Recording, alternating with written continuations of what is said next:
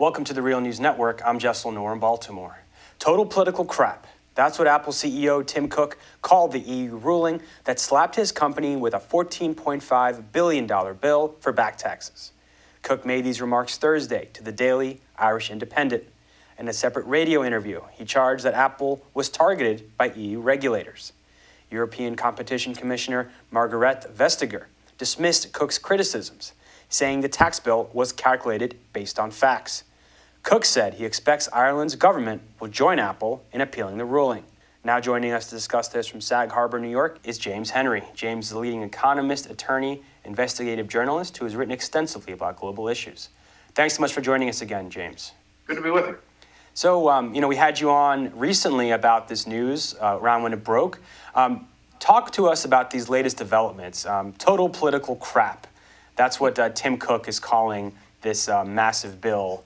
I think Tim is being a little bit temperamental, and if I were CEO of a major company with lots of sales in the EU, I would be worried about my brand image.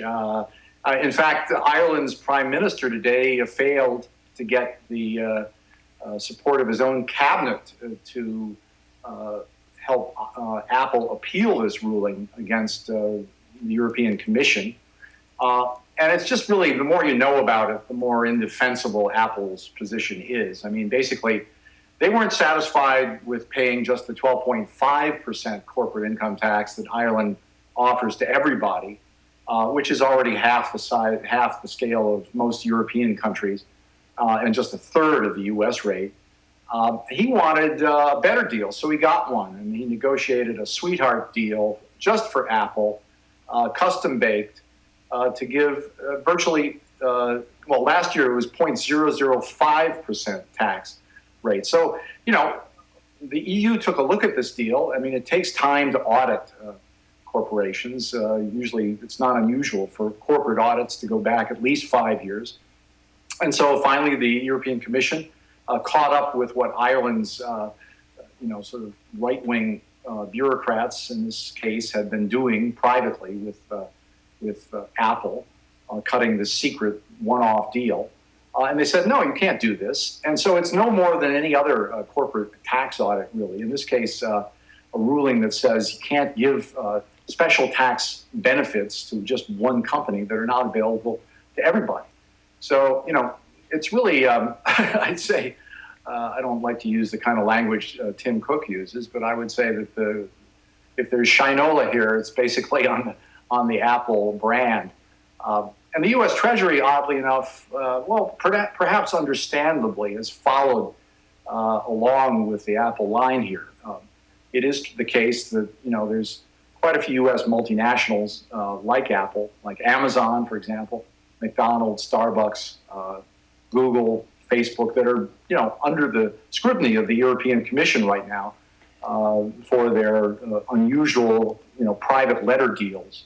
Deals were negotiated secretly, were not public knowledge. We only learned about them because of investigations like this or because of whistleblowers in the case of Luxgate.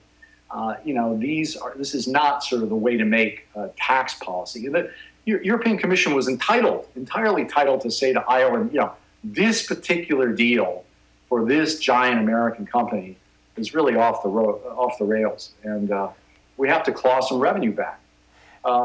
It also left it open, by the way. I mean, Apple wasn't paying any U.S. taxes on this offshore stash of $200 billion that they had.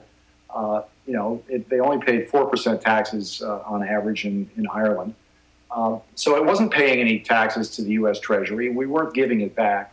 The only reason this comes out of the U.S. Treasury's pocket is that now the U.S.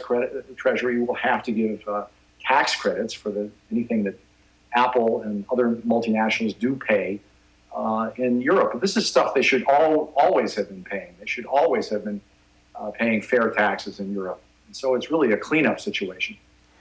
And so Tim Cook seems pretty confident, at least what he's in public, what he's saying to the media, that this is going to get overturned. And he has said just today in the same interview that I referenced that he is going to repatriate billions of dollars back to the U.S. To be subject to taxes. Do you see this as some type of concession? And what accounts for his confidence that the ruling is going to get overturned? I think that's what he has to say. He doesn't look very good here. I mean, Apple had set up this arrangement with two companies based in Ireland that were basically, by agreement with this private ruling, paying basically citizens of nowhere for tax purposes. They were channeling billions of dollars of their intellectual property rights to that to a Bermuda company, and then receiving royalties from the Irish companies tax-free, essentially. So this is really kind of indefensible when you look at the details.